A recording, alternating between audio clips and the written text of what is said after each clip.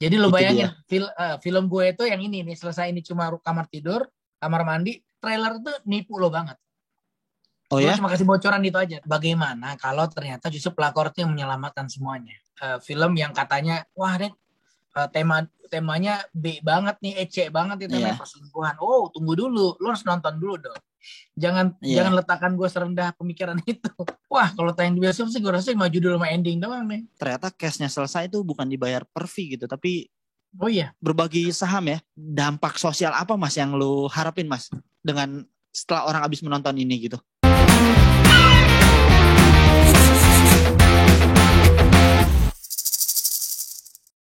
Yo, Kiki Ucup di sini masih diculik Ucup ngulik di channel Inventory. Sedap sekali. Udah banyak banget nih episodenya. Lumayan lah. Alhamdulillah. Karena ekspektasi gue paling 3 episode nih gue di-cut nih. Kayaknya oh enggak ternyata.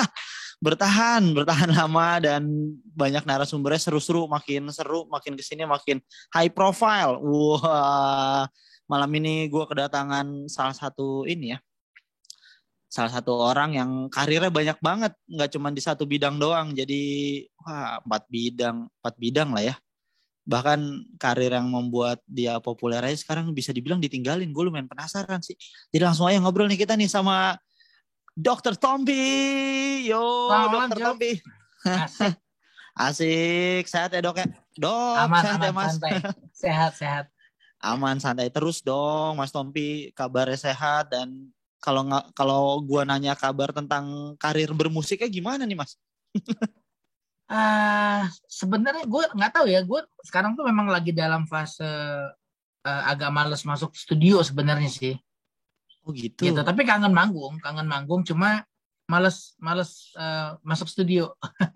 Oh malas masuk studio. Iya, abis market juga kagak jelas nggak sih? Maksudnya lo bikin Iya, apa-apa gitu, mau promonya gimana, mau kemana jadi males gitu. Jadi ya iya. atau deh. Sekarang lebih instan sih. Jadi lebih ya orang nggak nyari hal yang baru gitu. Lebih banyak nostalgia kalau di musik sih orang sekarang. Terakhir Mm-mm. rilis Februari ya Mas ya. Yang bareng-bareng Mas Indra juga tuh ya. Yang Benar, kamu benar. itu. Oh itu sama ini dong. Oh, iya, iya, benar, benar, sama Sultami ya. Iya sama Mbak I Iya, iya, segala iya, macam. iya, iya, Wah, iya. Februari. Abis itu belum lagi. Album juga udah lama ya Mas ya. Sebenarnya kita tuh ada satu lagu sama Trio Lestari sih. Satu lagu gue udah siapin, gue Sandi sama Glenn. Itu Hmm. benar-benar gue bikin lagunya di hari Glenn meninggal sih. Nah jadi emang Oh, terus oke. kita masih ada suaranya Glenn. Bukan Glenn udah meninggal gue suruh nyanyi ya. Iya, iya. Jadi Mantep loh berarti levelnya. kita punya stok suaranya Glenn lah, itu yang kita pakai gitu. Terus ya itu, tapi sampai sekarang gue belum belum bisa keluarin karena gue ngelihat bingung mau diapain gitu. Oke, momen ya berarti ya, Ntar nyari aja deh momen gitu, ya. gue pikir ntar aja deh, habis habis pandemik selesai udah kagak apa namanya, orang udah konsentrasinya udah lebih fokus sama musik, baru deh gue keluarin. Ya betul sih Mas. Sayang kayak John Mayer aja Mm-mm. ngerilis album baru so-so aja. Karena Iya orang sayang udah ya. ya udahlah gitu. Makanya itu ya makanya yang membuat lu lari ke hobi lu yang lain Mas. Kayak Iya, film gitu. iya, iya, bener. Fotografi, film segala macam dan film ya yang menarik tuh gue ngikutin Instagram lu berapa hari terakhir dan dari tahun lalu ternyata udah mulai promosi si film selesai itu ya. Iya, itu Wah, gue emang lagi digging banget ke arah film sih. pertama kali nulis tuh Pretty Boys Mas berarti Mas. Iya, Pretty Pertama Boy. Sebenarnya kali yang nulis ngedirect. kalau nulis skrip sih Darto ya. Iya ya Darto sorry Gue so yang far kerja itu. sama dia terus gitu. Cuma memang ide dasar dari gue. Jadi kayak Oke. Pretty Boys waktu itu gue bilang sama Darto sama Desta Vincent tentang ini nih, tentang bla bla bla bla bla, terus frame dasarnya udah ketemu, baru dikembangin sama Darto gitu, karakter-karakter dan lain-lain. Itu juga yang sekarang selesain. Si selesai itu. Ya, Itu ide dasar dari lu Mas. ide dasarnya ya. Jadi gue pengen jadi gini, sebelum pandemik nih, Hah? gue udah plan mau syuting. Darto udah nulis skrip, ada skrip lain. Cuma nggak mungkin gue syuting karena banyak mengelibatin orang, banyak lokasi, pokoknya bakal ribet lah. Iya, Kan pandemik kan, PPKM nggak betul. bisa dong. Waktu itu nggak bisa, Hah. kita udah dibilang nggak boleh kemana-mana gitu ya. Udahlah repot gue. Sementara ini lagi pengen syuting. Terus gue bilang sama Darto, Tok, kita harus bikin film yang bisa syuting di satu rumah doang, nggak kemana-mana, udah di situ aja semuanya. Lo gila lo, serius lo, ntar nggak bosan tuh. Nah di situ challenge-nya. Gimana cara itu film nggak boleh bikin bosan. Oh, Jadi lo itu bayangin dia. film gue itu yang ini nih, selesai ini cuma kamar tidur, kamar mandi, ruang tamu, sama dapur. Udah itu doang. Berarti setnya tuh ada yang ada di trailer tuh setnya kayak gitu aja udah, Mas. Udah ada situ doang. Tapi lo nonton film itu menurut gue ya, lo nggak akan Nah, bosan sih. iya makanya itu gue lumayan Masanya cepet penasaran. banget, bet gitu. Iya, itu yang si film selesai itu kan. Maksudnya gue Ya. kayak pas ngeliat trailernya, wih gila juga nih. Gue gak pernah. Dan itu udah setahun kan lu promoin Mas ya gitu. Maksudnya Trailer sih kita baru keluarin ya trailer. ya trailer ya, Cuma tapi maksudnya yang ya post, bocoran-bocoran gambar, bocoran-bocoran behind the scene, gue udah sempat keluarin karena emang syutingnya tahun lalu. iya ya. Uh-uh. Dari trailer yang gue lihat kan ya lumayan bikin penasaran lah dengan sosok cast-nya juga yang wah pas banget sih nih emang buat yang begini-beginian gitu memainkan imajinasi orang juga jadinya nih. Sialan gue bilang gitu. Nah, gue lumayan penasaran sih Mas, maksudnya dari Pretty Boys ke selesai kan sebenarnya hal tabu semua lah yang diangkat ya gitu. Uh-uh. Ada yang emang lu tuju nggak sih Mas sebenarnya dengan hal-hal Gini, seperti itu yang lu angkat gitu? gue tuh seneng bermain perspektif sih. Dan Oke, gue tuh sebenarnya tujuan dari gue bikin film itu adalah gue pengen ngajak orang mikir. Cuma kan orang tuh kan nggak bisa gue dikte kan. Dia berpikir betul. seperti apa. Tapi sebenarnya tujuan gue adalah ngajak orang mikir. Contoh ya, waktu gue bikin Pretty Boys, ada sekelompok orang tersinggung. Betul. Ya kan? Tersinggung, wah gila, seolah-olah gue mendiskreditkan kelompok itu. Nah, Nah, gue ngomong kata-kata kelompok itu aja ntar ada yang marah. Emangnya betul. kenapa kelompok itu gitu kan? Maksud gue, Nah, terus gue harus ngomong apa dong? Terus gue harus bilang apa? Pokoknya intinya di fakta sosial kita bahwasanya ada sekelompok orang, ada sekelompok identity yang masih belum diterima secara luas itu ada, iya, ya kan? Dan faktanya bahwasanya yang gue lihat sendiri di dunia pertelevisian itu dipakai sebagai bahan tertawaan, iya. betul, betul banget. Yang menertawakan orang TV sebagai konten, yang menertawakan mereka sendiri yang dengan sukarela memperkerjakan dirinya, ya Iya, kan? Yang menertawakan keadaan itu juga penonton. betul. Nah, fakta itu yang gue pengen buka. Jadi Iya, ya. sebenarnya film gue itu adalah kritik sosial. Iya, ya, Ternyata makanya. itu menjadi lucu buat lo dan lo ngetawain. Artinya lo adalah bagian dari komunitas itu yang menertawakan gitu. Nah, ada Iya. kelompok yang tersinggung ya. Itu yang gue pengen keluarin itu sebenarnya. Jadi gue sih bikin film tuh nggak sebatas syuting, hahaha, itu dan nah jauh banget sebenarnya. Gue pengen banget diskusi dalam sebenarnya, gitu. Iya, Jadi ini betul, kan Bang. masalah perspektif kan, Mm, gitu. Ada yang tersinggung nih, wah lo gila lo bikin film kayak gitu, itu kan melecehkan gue salah dan satu kaum. teman-teman gue yang identitasnya begitu, gitu. Ah, Lah, yang ngelecehin siapa? Sekarang gue tanya, ada nggak kejadian itu di sekitar lo? Kalau nggak ada, gue ada-adain, lo boleh marah. Ada. Perkara lo nggak terima, lo selama ini marah sama TV? Enggak. Ya nah, kan? Itu iya, yang gue pengen buka. Bahwasanya lo lihat nih, ada kejadian seperti ini di TV, dan itu adalah komoditas, dan itu iya, terjual, dan itu laku. iya betul. Dan itu Terus salah lo satu syarat tersinggung. sekarang. Terus lo tersinggung. Gue nggak ngerti lo tersinggung di mananya. Iya, Kalau lo tersinggung, lo jangan marah sama film gue.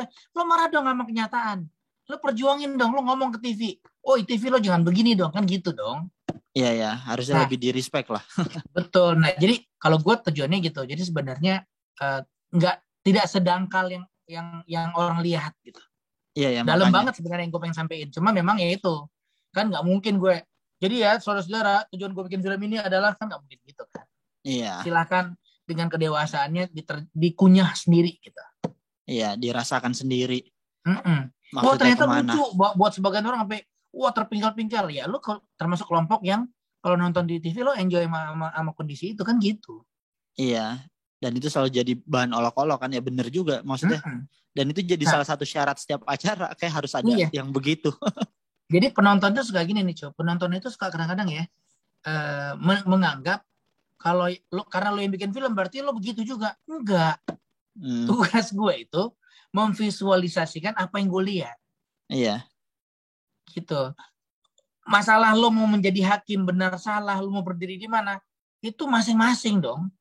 Iya, betul. Gue nggak akan maksa lo untuk menjadi suka atau tidak suka dengan fakta itu. Iya, lo hanya meng-capture kan sebenarnya. Betul, itu tujuan bikin film kalau buat gue. Iya. Nah, itu pula yang gue terapkan di Selesai. Ya pesan itu ya sebenarnya. Nah, kalau Yes. Pretty Boys kan tentang komunitas ya. Maksudnya tentang minoritas atau komunitas itu Mas. Nah, si Selesai ini kan sebenarnya lebih sehari-hari ya terjadi ya gitu. Iya. Kalau dari Ya, trailer yang gue tonton gitu. kalau Selesai ini ya, sebenarnya gini. Jadi kan kalau misalnya gue bikin film tentang perselingkuhan biasa, lo pasti jadi apa sih? Ya Sinetron juga udahlah ya isinya gitu. begitu, ya kan? Ya, Ya betul. kan? Sinetron juga isinya begitu. Nah, sebenarnya jadi lucu nih. Waktu pertama kali gue kemukakan ide ini, ada beberapa yang gue ajak diskusi bilang, lo yakin Tom tentang perselingkuhan kayak sinetron udah banyak deh. Nah, ya nggak sampai. di sinilah gue bilang gitu. Kita tuh sering kalau bikin film, gue perhatiin ya, sineas itu sering terjebak di ide dasar. Ya, Pengennya betul. sesuatu yang yang super, berangkat dari ide super, eksekusinya kagak nyampe. Nah, itu dia Iya kan? kebanyakan sih kayak gitu. Enggak, maksud gue gini ya, lo lihat film-film di Hollywood misalnya, film-film dramanya ya, mereka itu selalu bisa mengemas hal, berangkat tuh dari ide sederhana, dia kemas jadi menarik. Iya. Iya kan? Banyak banget. Mereka tuh ngomongin cara bikin, ngomongin acara masak aja jadi keren. Iya. Iya kan? Ngomongin orang ngebongkar dapur aja jadi keren. Iya, tentang penjaga record store aja jadi keren. Iya kan? Jadi maksud gue, ini kan masalah perspektif. Lo mau cerita apa? Perselingkuhan itu terjadi di mana-mana. Dan itu lo ketemu tiap hari. Tapi perspektif yang menariknya apa? Kita bikin dong bumbunya supaya ini menjadi menarik. Jadi ntar kalau lo udah nonton trailer itu nipu lo banget. Oh gue ya? cuma kasih bocoran itu aja. Trailer ini nipu lo banget. Itu bukan intinya. Enggak, gini Cop. Kemarin kan sempat si bioskop online udah sempat private free preview ke beberapa wartawan yang memang waktunya ada dan cocok waktunya. Jadi di private preview nonton mereka full 1 jam tuh. Iya. Ya. Wow. Setelah nonton semua nulis komentar kan. Itu komentarnya kira-kira kesimpulan gini, anjing, kira-kira kayak gitu. Wah. Itu gue udah amanin tiket gitu, gue. Itu wartawan-wartawan yang selama ini kalau nyela gampang lah. Wah biasa, gitu nggak bagus. Wah oke ya, C lah kayak gitu. Nah mereka yang ngomong, wah anjing gila nggak ketebak, bangsa, Darto, Tompi, pada begitu tuh. Gila Ari, pokoknya mereka terkesan surprise dengan kualitas acting para cast yang ada di film itu. Udah tuh kaget dengan ending twist yang kita serahkan. Oh ya? Dan flow-nya juga nggak kayak biasa Mas. Ya lo harus lihat sih, Iya sih emang, aduh, itu maksudnya akan ada ini nggak? Gue lumayan penasaran, ada director's cut-nya atau ada director's cut-nya nggak Mas? Misalkan nggak ada ya? Jadi apa yang tayang itu? Kalau lo pakai director's cut, ntar filmnya isinya buka baju semua tuh. Wah. Darto tapi. Iya Darto sama Gading ya. Iya, Gading buka baju ada kan di trailer itu. Wah, iya. Itu kan baru kelihatan dikit kan. Nah, iya. Di filmnya ntar lihat sendiri deh. Nah, oke. Gue lumayan, maksudnya kalau dari tadi yang lu jelasin tentang si Pretty Boys, terus sekarang si Selesai. Nah, si Selesai ini dampak sosial apa Mas yang lu harapin Mas dengan setelah orang habis menonton ini gitu? Kalau Pretty Boys kan nge-capture satu profesi lah ya, satu profesi, satu komunitas. Kalau ini kan kayak, ini yang makanya gue bilang tadi, ini tuh sehari-hari kayak, ya lu bisa menemukan, bahkan lu bisa menemukan mungkin di diri penonton itu sendiri gitu. Nah gue lumayan penasaran ini. Message yang gue ingin, sebenarnya kalau gue ngomong detail nanti jadi ini sih, jadi terlalu jadi gue cerita dong isinya. Tapi intinya begini. Dalam berkeluarga kan kita banyak komponen kan. Betul. Ada lu, ada istri, ada mertua, ada ibu, ada kakak, adik, segala macam lah, pembantu, supir. Semua itu punya peranan. Semua itu punya peranan dan semua itu akan membuat lo semua itu kadang-kadang kita melakukan sesuatu yang tidak seharusnya tanpa lo Oh iya. sadari gitu. Misalnya lo berani nggak negur mertua lo kalau salah? Pasti lo mikir-mikir dulu. Apalagi kawinannya baru kemarin gitu kan gitu. Iya betul. Gitu. Kadang-kadang kita ngerasa harusnya begini, tapi apakah benar begitu gitu. Terus pada perspektif perselingkuhan misalnya gini, orang selalu menyalahkan pelakor, ya kan? Betul Tapi banget. bagaimana kalau ternyata justru pelakor itu yang menyelamatkan semuanya? Mampus nggak lo? Pelakor itu yang menyelamatkan semuanya. Loh, sekarang gini, lo punya istri, Cup, ya kan? Lo punya istri nih, ya. Terus kalau lo punya ini contoh, gue nggak ngomong tentang filmnya nih, ini perspektif doang. Iya.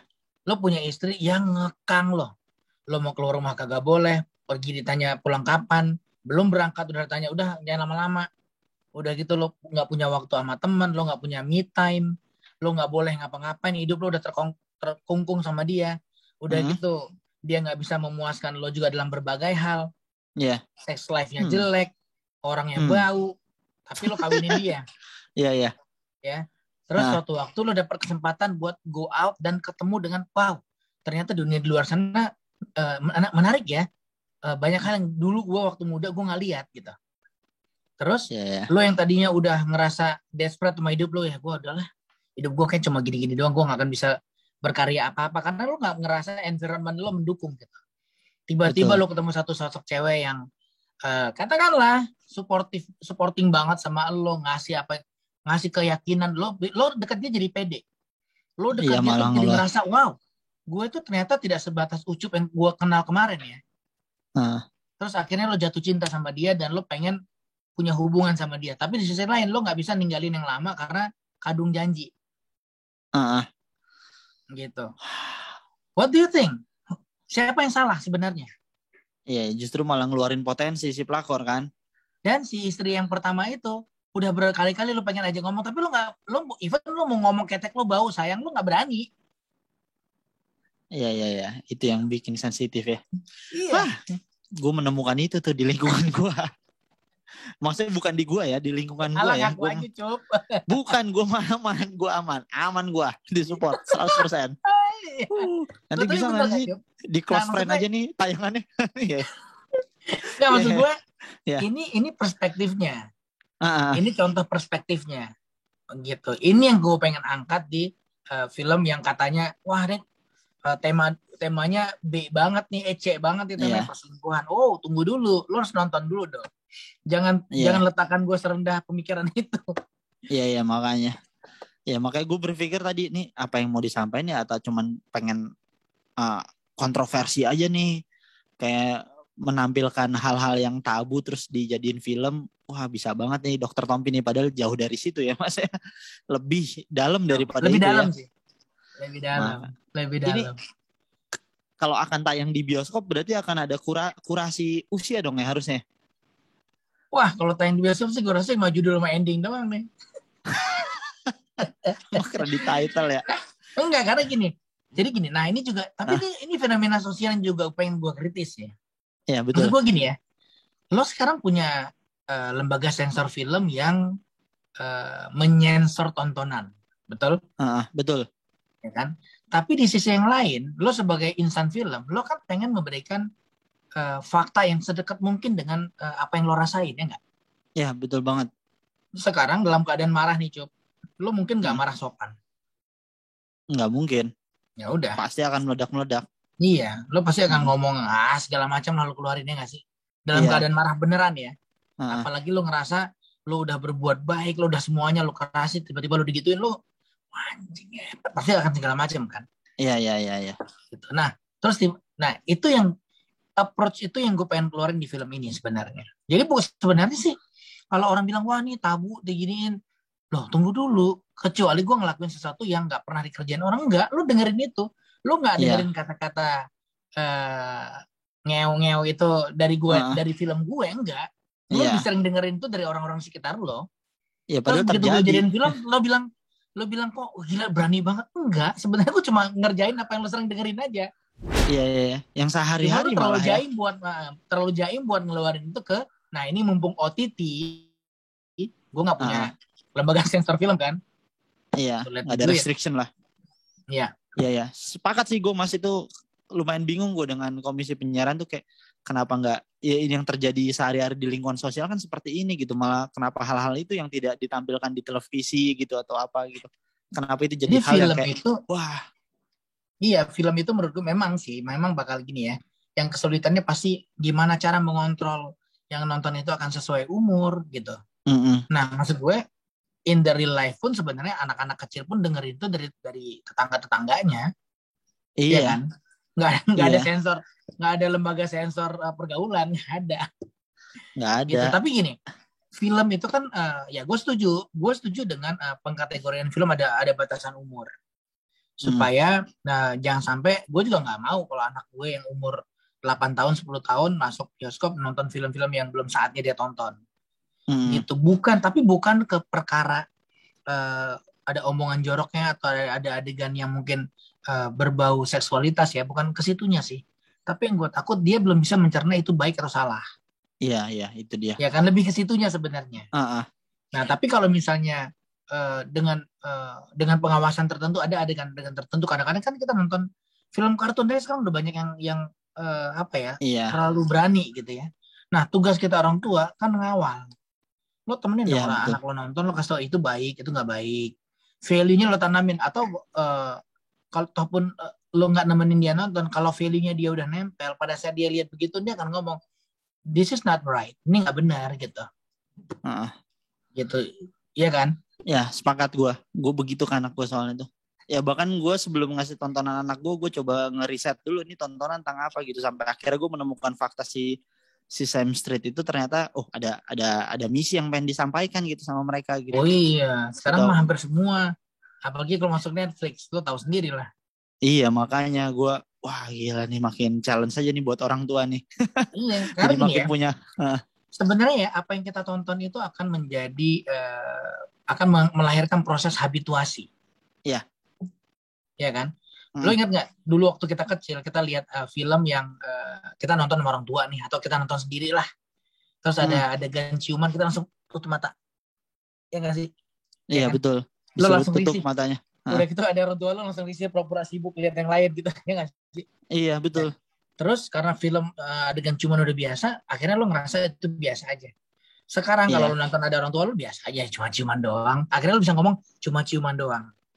Iya, ya. Iya kan? Ada proses kan. Nah terus, can you imagine kalau misalnya ini sih pasti akan sensitif nih omongan yang sekarang kita bahas nih. Iya, iya. Dengan ciuman itu dengan misalnya let's say sesama jenis misalnya. Iya. Iya kan? Nah sekarang orang masih ada risihnya mungkin melihat. Di sini kita nggak ngebahas masalah benar salah, itu silakan lah. Semua orang punya value masing-masing. Ya. Iya, betul. Lo mau betul setuju, banget, mau nggak setuju tuh bodo amat. Gue nggak ngurusin itu. Gitu. Coba maksud gue rasa yang sama gitu. Dulu kan kita ngeliat beda jenis ciuman kita risih. Ya kan sekarang udah nggak risih. Sekarang kita ngeliat yang sesama jenis ciuman kita masih risih. Tapi mungkin 10 tahun lagi udah enggak. Betul. Itu ya faktor kebiasaan aja ya sebenarnya. Iya, habituasi ya. Memang tontonan itu habituasi. Nah, sekali lagi gue tidak dalam posisi menilai itu benar salah. Ya. Kita tidak mendiskreditkan siapapun, terserah. Gue, which is teman-teman gue yang begitu juga banyak. Gue nggak peduli sih. Gue nggak pernah ikut campur maksudnya. Itu gue peduli tapi gue nggak pernah ikut campur. Gitu. Proses habituasi lah ya. Ya, betul banget. Gue dulu bahkan gue dulu kan karena gue tinggal di lingkungan yang menengah ke bawah lah ya. Sampai gue abis nonton bioskop aja gue nggak mau ngasih tahu orang tua gue, karena yang ada di lingkungan gue tuh bioskop kesannya tuh kayak nonton film dewasa gitu, Mas. Jadi kayak gue datang pulang dari bioskop tuh gue sebisa mungkin jangan sampai ketahuan nih gue dari bioskop gitu. Karena gue ngerasa gue bakal dijudge, lu abis nonton film dewasa ya gitu. Itu dia, gue sampai sekarang kenapa gue begitu ya, aneh banget ya, perasaan gue nggak pernah dilarang tapi kenapa begitu gitu. Tapi ya Cep, Ya. sorry ini sekali untuk mempertegas saja yang tadi Ya. kita bahas masalah Mm-mm. ciuman mau itu sesama jenis mau itu lawan Mm-mm. jenis gitu ya. Kalau gue ya, value yang gue pegang sebenarnya uh, bermesra-mesraan yang di public place itu idealnya memang tidak untuk dipertontonkan. Ya, sepakat gue. Ya kan mau lo. Jadi kalau gue megang value-nya bukan di masalah gue nggak mau ngebahas masalah seksualitasnya apa nih, jenis seksualitasnya, tapi Ya. yang gue pertegas adalah ya idealnya itu tidak dipertontonkan gitu, tidak dipertontonkan tempat umum ya maksud gue ya. Mm-mm. Gitu. Jadi lo mau ciuman sama pacar lo yang sama jenis kayak mau yang beda jenis kayak idealnya memang tidak lo lakukan di public place. Iya, iya, iya. Gitu. Itu kan private, lo get a room lah gitu ya nggak Iya, sih? iya. Gitu. Jadi ya ini gue perlu pertegas sih supaya nanti jangan Iya. ada yang ngerasa tersinggung. Gue nggak Iya. tahu, no. Ya, Gue nggak kesana sih. Ya, gue sepakat Mas, apalagi kalau kita ngomongin lingkungan ini ya, Indonesia terutama ya, ada budaya yang mesti kita respect juga kan gitu. Tentang hal itunya. Oke, kita lewatin hal itu dulu. Skip. Gue pernah baca di Instagram lu juga, ini kalau nggak salah nih akan jadi trilogi ya, atau hal yang akan ada kepanjangannya. Bukan. Jadi gini tuh. Jadi dulu itu tadinya gue mau bikin ini sebagai series. Oh, oke. Jadi series per seriesnya itu sekitar 15-20 menit lah. Iya, per seasonnya lah ya. Gue mau bikin ini jadi mini series terus ada seasonnya. Oke. Gitu. Makanya, wah itu cuma ya itu waktu setelah kita syuting yang 3 hari pertama, gue ngelihat, wah ini ada beberapa kendala. Satu, regulasi boleh syuting nggak boleh syuting itu berubah-ubah. Iya. Kita kan repot nah kalau lo mau bikin series terus tiba-tiba lo nggak boleh syuting kayak sekarang nih nggak boleh ngumpul sama sekali ya repot kan. Iya. Nah itu yang pertama. Terus yang kedua, waktu itu gue minjem rumah temen gue gitu. Kita dipinjemin rumahnya rumah kosong, dia belum pakai. Nah terus setelah syuting yang pertama tiba-tiba dia bilang kayaknya gue Januari rumah ini mau dipakai orang deh, mau disewa. Wah repot dong gue. Nggak mungkin gue pindahin ke tempat lain terus dengan setting yang sama persis. Ganti set. Iya nggak mungkin. Jadi ya udah, gue langsung bilang tok nih sama Kesa editor gue, ini mau nggak mau kita harus twist nih. Kita harus tweak semuanya jadi film. Jadi Dalto ada proses merubah skrip. Oh ya? Oh, ya. Berarti skrip seriesnya tuh masih ada ya Mas, benar ya? Ada. Menarik juga. Jadi langsung dipadetin gitu. Kan kalau series kan lo punya waktu buat ngejabarin satu-satu kan. Case-case-nya kan. Kalau film kan nggak perlu gitu. Iya. Ya, film lo kasih lo antar aja, orang akan ini sendiri gitu. Iya. Seriesnya akan tetap berjalan kah kira-kira? Enggak ya, kecuali tiba-tiba ada sponsor gila datang, gue bayarin deh seriesnya, lo kerjain ya, gue kerjain. Tapi mahal ya, gue kasih tau aja mahal. Ya pasti sih. Nah, ngelihat case-nya juga, proses pemilihan case-nya itu Mas, emang lu langsung nih gue pengen dia nih gitu, atau emang ada proses castingnya? Enggak sih. Jadi emang gue yang pilih kebetulan, tapi ada proses gue mempelajari lah. Jadi misalnya gini, skrip ini dari awal gue emang bilang Madar Toto yang main Gading ya. Jadi memang gue bisa bilang the script is made for Gading.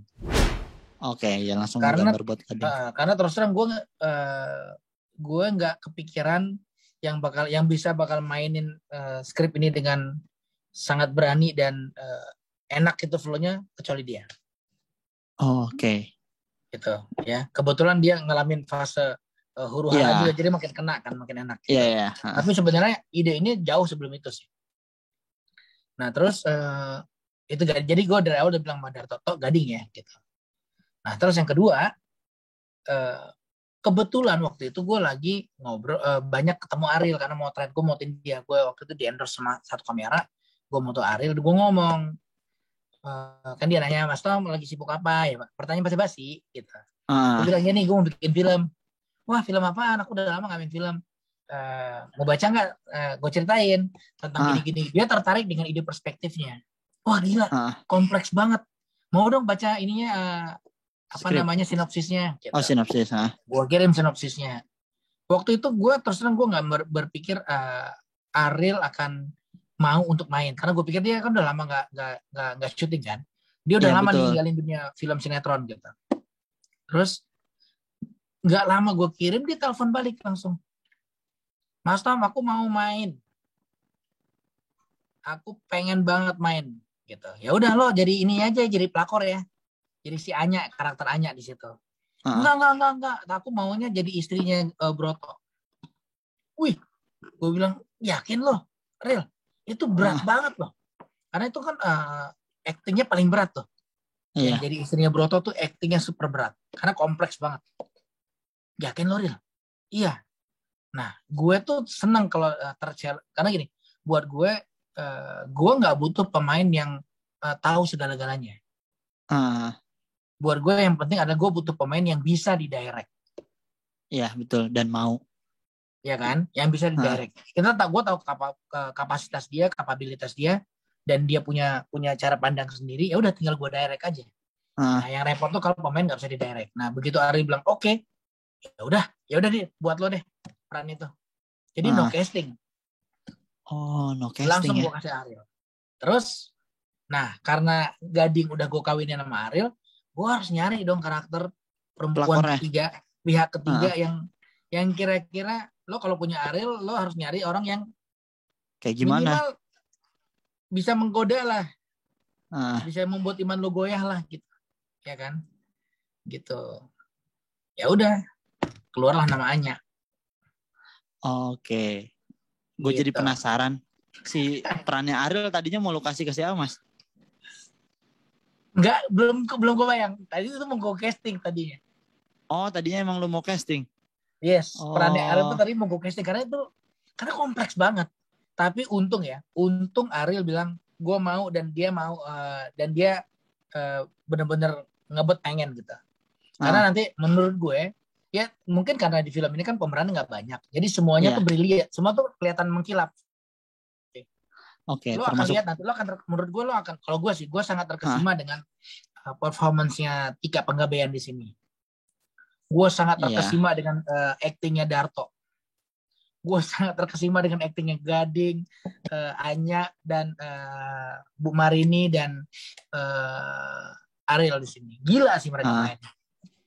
Menurut iya. gue lo belum pernah lihat kemampuan yang mereka liatin di sini di film-film yang sebelumnya, di project sebelumnya belum pernah. Oh ya, wah, Ya, ini harus tayang harus rilis sebelum tayang nih interviewnya nih. Iya, iya, Darto ikutan main itu emang lu yang mau atau emang wah ini kayak paling pas buat lu nih Tok gitu. nah, lo tau nggak Ah, peran Darto itu kan dia jadi supir. iya. Peran Darto itu ke skip. Oh Kita ya, nggak nyiapin orang. oh ya, Karena kita udah mikirin, wah persiapannya kan ya lagi PPKM kan ribet iya, kan, betul. badut gitu. Terus pas lagi reading nih, ini yang jadi si ini belum nih. Gue rasa lu sih Tok. Gue langsung ngomong gitu. Gue rasa lu Tok. Wah, yakin lu? Iya, lu aja. Ya udah, Darto lah gitu. Oh ya, Jadi sebenarnya awalnya tadi masih kosong tuh. Kita belum belum belum tentuin siapa. ke skip ya. Atau itu yang terjadi juga di Pretty Boys, Iya, Mas? Pas dia jadi manajer TV-nya. oh enggak, Oh kalau enggak. kalau itu dia yang minta main. Gue jadi apa ya? Gitu. Oh ya, ya, ya, ya, Tapi keren loh. menarik. Dia main di Pretty Boys, keren gak menurut lo? Iya, justru gue malah tertarik sama perannya dia tuh di Pretty Boys Keren dibanding banget loh Danila, actingnya. Kayak Danila Vincent dan Desta. Mas Pai. Iya. Dan Onat sih, gue suka tuh actingnya Onat di Pretty Boys. Onat itu tadi mau kita reject loh. Oh ya, di Pretty Boys. Iya. Jadi Wah, gini, uh, coba Onat, coba coba tapi coba. rezeki dia memang. Ah, Onat itu yang milih Onat itu Desta. oke. Desta bilang kan gue bilang sama Desta, waktu Desta minta gue jadi director, gue bilang, oke Des, gue mau kerjain dengan satu syarat. Semuanya harus gue yang putusin. Hmm. Pemilihan pemain segala macam gue yang putusin. Semua lo, Vincent dan lain-lain, produser berhak mengajukan. Hmm. Tapi finalnya di gue ya. Kalau gue bilang enggak. Kalau gue bilang iya. gitu. Oke, deal gitu. Karena si Desa kan pengen gue yang garap tuh. Iya. Terus ya udah casting lah. Kalau itu kan pakai casting mereka. Iya, iya, Casting iya. ada beberapa nama tuh yang jadi peran Onat, ada Termasuk beberapa gitu. Tapi Danila juga di casting. Desta bilang, ayo Onat nih, Onat aja, Onat gitu. Tom lu lihat ya Onat gitu. Nah, gue kan kenal Onat rocker Iya. Lenje. rocker apa sih? Rocker Lenje tapi dia. Rocker Lenje. Gue gak jelas. Nah, Iya, iya. terus Onat, gue tahu Onat nih, killing me inside kan. Iya. Terus ya udah deh, gue sih orangnya open. Ya udah, gue lihat dulu ya Des. Gue lihat dulu, kalau menurut gue nggak bisa, lo jangan ngasih gue PR. Karena peran dia ini susah. Dan dia ini yang menghidupkan, kayak ngelem semuanya. Iya. Gitu. Kalau dia nggak hidup, itu show-nya tuh kelar. Gitu. Adegan syutingnya tuh kelar. Iya, lo lihat dulu deh. Udah gue lihat nih, reading. Pas reading, gue shock. Gue bilang, anjing nih nggak bisa nih. Ini PR nih. Gue udah lihat Desa, udah lihat gue, dia tahu tuh. Kasih kesempatan kata Desa, biar dia belajar dulu, kasih kesempatan. Gue diam aja, gue nggak ngomong apa-apa, gue diam. Terus nah di situ gue suka, di situ gue jatuh cinta sama Onat. Oh ya? Onat lihat muka gue, dia tahu muka gue bete. Gue kan kalau bete nggak bisa nutupin muka gue, kelihatan gitu. Iya. Terus Onat bilang kurang ya boleh nggak gue belajarin lagi. Terus dia langsung ngomong, selesai session 2 kali itu, dia ngomong ke pelatih, ke coach X-nya, gue boleh minta private nggak gue doang gitu. Gue ngerasa belum enak nih, gue ngeliat mukanya Tompi masih bete sama gue. Terus gue bilang, tapi itu yang bikin gue langsung oke. Gue langsung bilang, Des Onat, gak usah cari orang lain. Buat gue yang termahal itu adalah pada saat lo tahu lo belum oke dan lo mau usaha. Udah tuh nggak ada nilai tawar lagi. Nggak ada gantinya. Keinginan kan. Betul. Bertanggung itu jawab. Onat langsung dia belajar sampai akhirnya pas syuting. Karena buat gue gini, yang penting itu gue nggak nyari yang tadi gue bilang.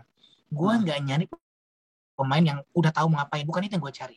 Gue cuma butuh orang yang bisa gue direct. Oke. Gitu. Nah, begitu gue ketemu di set, gue bilang mau Nat, lupain apa yang lo pelajarin waktu lo coach, waktu lo belajar acting dan lain-lain kemarin, lupain. Sekarang lo ikutin apa yang gue mau. Jadi udah gue contohin, gue maunya begini, lo lari begini terus segala macam gitu-gitu. Nah, dia tinggal ngikutin. Jadi buat gue yang penting bisa didirect. Nah, udah dia tinggal ngasih soulnya, dia langsung ngalir tuh. Gila, gue meletek beneran nih katanya. Iya, dan parah sih ngeliat di situ, kayak wah gila, ada bakatnya Onat nih. Tapi itu orang keren. Habis itu langsung banyak tawaran film nih. Iya, makanya. Dia banyak film sekarang. Iya, Danila kan casting juga waktu itu kan, yang buat si Pretty Boys. Iya. Makanya gue jadi sama Danila juga. Tapi gue ngelihat ya, Desta itu gue lihat dia punya sense. Desta tuh punya sense ya. Oke. Jadi Danila dan Onat itu yang ngajuin Desta. Oh, oke. Nah, waktu Danila gue ngeliat, gue kan personal gue nggak kenal Danila sebelumnya, gue cuma tahu suaranya doang. Iya. Terus begitu casting, diliatin videonya, memang ada 2 nama waktu itu yang gue pilih. Kalau bukan Danila, ada satu lagi gue lupa gitu. Terus gue bilang, nanti aja pas gue harus ketemu langsung, gue bilang gitu. Gue pengen ketemu langsung karena di video kan, karena beda ya. Nah begitu gue ketemu, ya udah Danila, gue bilang gitu. Gue setuju. Jadi Danila tuh nggak banyak dramanya. Maksudnya nggak banyak pertentangan. Kalau Onat tuh emang sempat gue bilang, udah kayak jangan Onat ya. Jangan Onat. Gue sempat ngomong kayak gitu. Ada gituannya ya. Sampai gue lihat figurnya dia, wah ini orang keren nih. Onat, gue langsung jadi tim Onat. Dan dia deliver ya. Mantap rezeki lu tuh Nat sampai sekarang tuh. Nah, balik lagi ke Selesai ini Mas. Gue dengar satu cerita yang kalau ternyata case-nya Selesai itu bukan dibayar per fee gitu, tapi berbagi saham ya. Betul. Berarti IP-nya kepemilikan bersama tuh, IP Selesai gitu. Betul. Hitungannya. Betul. Wah, menarik juga tuh Mas. Nah ini gue ngelihat, gue berangkat dari apa yang gue rasain di musik sih. Oke. Ya kan? Kita di musik kan kita punya lagunya. Ini lagu gue nih. Glenn punya lagu. Begitu Glenn nggak ada, lagu itu masih jadi harta buat anaknya. ada Betul. royalti yang akan diturunkan gitu. Ada konten yang bisa di macam-macamin gitu. Nah, Iya, film kan enggak. betul banget. Film kan Selesai enggak. udah. Film lo dibayar di depan mau berapapun lo dealnya, habis itu kelar. Dah, that's it. Iya. Gitu. Nah, terus gue mikir, ini nggak fair banget sih. Gitu nggak fair gitu. Sistemnya menurut gue nggak fair. Tapi apakah salah? Ya nggak salah juga kan, kesepakatan dua belah pihak. Iya. Jadi maksud gue tidak fair dengan keadaan ya. Bukan Nah, gue menyudutkan yang setuju dengan begitu. Nah, jadi gue berpikir, emang nggak mungkin ya kalau kita bikin film tapi semuanya kebagian royalti. Nah, gue telepon Gading, ya itu yang mereka itu gue tanyain, lo mau nggak nah, kalau sistemnya begini? Lo nggak gue bayar, tapi gue tanya, lo mau berapa? Kalau proyek ini jadi duit, apa diuangkan, berapa? Kalau gue pengen lo main di film ini, berapa angka lo? Gading sebut angka gue sekian, Anya sebut angka gue sekian, Ariel semua sebut angka kan? Oke. iya. Total cost produksi, Ya COGS-nya lah ya itu. ya udah, kita Heeh. hitung. Kita panggil notaris, ada notaris yang mau apa namanya? Bikin Menaruh ini klausulnya. semua di atas kertas. Nah, jadi Heeh. dihitungin sama mereka, terus sistemnya pembagiannya gimana gitu-gitulah. Gitu. Jadi udah ketahuan tuh, misal contohnya Gading minta 1 M misal gitu. 1 M per produksi totalnya berapa? Misal 8 M, 1/8. Ya udah, royalti dia ntar 1/8. Kira-kira kayak gitulah. Iya, iya, iya. Berarti Nah, ada target kan dong enak tuh. jadinya. 50 tahun lagi film ini masih diputar jadi duit, ya lo kebagian. Ya masih dapat gitu ya. Karena nama dia Ya, nempel ya. terus. Nah, wah tapi kalau rugi gimana? Ya sama-sama dong. Emang lo kira lo doang yang rugi, gue kagak. Iya, ya. Ya kan gue ngajak mereka menjadi entrepreneur kan. Iya. Ngajak mereka menjadi investor. Investor tuh nggak cuma risiko untung, ada risiko rugi. Iya, Gitu. betul. Berarti ada di bawah naungan PT dong ini sih selesai ini, Mas. Ya, betul. Wah, menarik banget tuh. Betul. Dan mungkin baru kali ya melakukan ini di industri film ya, Mas ya? Ya. Ada kesulitan nggak, Mas? Yang ngajak, maksudnya kan biasa terima, udah selesai bikin film, udah gue dapet duit gitu. Ini kan ada proses nih. Ada panjang gitu, emang semuanya mereka langsung setuju kah? Atau? Enggak sih, karena gue jelasin visinya, mereka tertarik sih. Oh, oke. Gitu. Kalau Ya, misalnya ada yang bilang nggak tertarik, pasti langsung gue ganti. Iya, pasti nggak ada di sini. Berarti ya nggak ada advance fee yang mereka terima ya. Berarti Enggak. emang semuanya bentuk royalti nanti. Ya. Yang kita bayar itu hanya kru doang. Oh iya. Jadi itu... berarti kan ada sebagian uang yang memang gua harus bayar di depan kan buat segala macam lah. Nah itu pakai kita ada investor. Gitu. Jadi kita ada 2 investor cash lah. Yeah. Gitu. Jadi dia yang nalangin buat biaya produksi. Tapi yang lainnya semuanya dihitung sebagai saham. Iya, yang lain sebagai shareholders lah ya. Investmentnya ada. Ya si talentnya nggak bertindak sebagai investor berarti kan. Sebenarnya ya, lu bayangin ya, kalau sistem ini nanti suatu saat mudah-mudahan pandemi udah beres, terus bioskop buka lagi, udah bisa, wah sistem ini bakal membahagiakan semua orang. Iya, nggak ada yang diuntungkan dan dirugikan di awal, jadinya semuanya fair. Dan kalau lo bayangin kalau semua pemain film tuh ngerasa film ini adalah harta kekayaan mereka, kekayaan intelektual mereka, ya kan? Harusnya kan gitu kan? Itu kan karya. Kalau sekarang kan nggak, film itu jadi punya produser. Betul, ada satu ya talent lah ya, aktor yang gue kenal juga curhat gitu nih, film yang gue main udah jutaan view tapi ya gue dapetnya segini aja. Ya berarti kan ya itu dia yang emang berarti harus ada sistem yang ya mungkin solusinya sistem yang lu bikin ini gitu. Karena jadinya gap kan kalau misalkan gue dibayar segini ternyata filmnya melonjak tuh 5 juta, 6 juta atau 10 juta penonton gitu.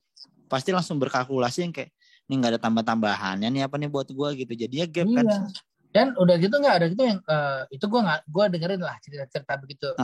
Udah gitu pada ngomel lagi. Wah gila, masa filmnya meledak terus kita nggak kebagian apa-apa. Gue bilang, lo kalau minta malah lo aneh. Iya, makanya. Lo kan udah dibayar di depan. Gitu, si produser lo kan nanggung resiko rugi. Kalau nggak laku gimana? Kalau nggak laku emang lo bakal nyawer dia? Enggak kan? Ya kalau giliran untung lo jangan minta disawer dong. Teriak-teriak. Iya kan? Itu dia gitu. Berarti emang jadi, sistem kalau mau ya lo invest dong di depan. Gitu, ikutan invest gitu. Kalau gue Gue bilang, gue ngomong hal serupa ini ke beberapa teman-teman yang udah memang besar di film lah. Ada beberapa aktor gitu yang kebetulan dekat sama gue, sering ngobrol gitu. Gue bilang, lo next film jangan mau kalau dibayar doang, lo minta royalti. Ya gue berusaha memprovokasi lah. Oh gitu ya mas ya? Yang bisa ya? Ya bisa nggak bisa kan tergantung lo mintanya. Kalau dia pengen banget lo main di situ, ya lo punya hak tawar dong. Iya betul. Ya bisa aja misalnya gini. Film berapa sih? 700 juta. Oke. Lo minta aja dibayar 200, 500-nya lo invest. Kan bisa gitu. Oke, betul sih. Tapi mungkin kalau gue compare sama musik kan bisa ke tracking tuh mas. Kalau film kan kadang kita nggak bisa nge-tracking banget gitu. Ini bisa dong. Maksudnya dalam artian bisa banget. Enggak, maksud gue dalam artian kita ada lembaga misalkan kayak dari semua DSP gitu masuk ke Wami ke publisher gitu. Nah kalau film kan bisa tiba-tiba produsernya misalkan iseng, gue bikin sesi screening aja nih sendiri gitu. Yang emang nggak ke-detect gitu. Gitu. Enggak. Ketahuan kalau film. Kalau bioskop kan ada reportnya. Oke. Ada report tiket. Terus kalau misalnya ke OTT gitu kan lo bayarnya di depan. Ada kontrak kan, jadi misalnya lo kontrak 2 tahun, 3 tahun, angkanya berapa udah langsung keluar angkanya. Iya, kalau private screening mah itu udah beda lagi ya. Ya private screening yang nonton berapa orang sih, paling 15 orang. Iya. Kagak jadi duit itu mah. Iya. Buat sih. Makan, buat kacang goreng doang. Iya, maksudnya dipakai di TV segala macam harusnya ada report ya semuanya ya. Kalau itu pasti ada kok. Itu pasti TV tuh tayang film Indonesia pasti bayar, nggak mungkin nggak bayar. Dan tuh angkanya gede. Oh ya? Setahu gue angkanya gede ya. Ya, gue kan bikin festival juga tuh yang si Synchronize. Gue selalu ada screening film di setiap itu, emang ada hak yang mesti dibayarin sih untuk penggunaan penayangan film itu.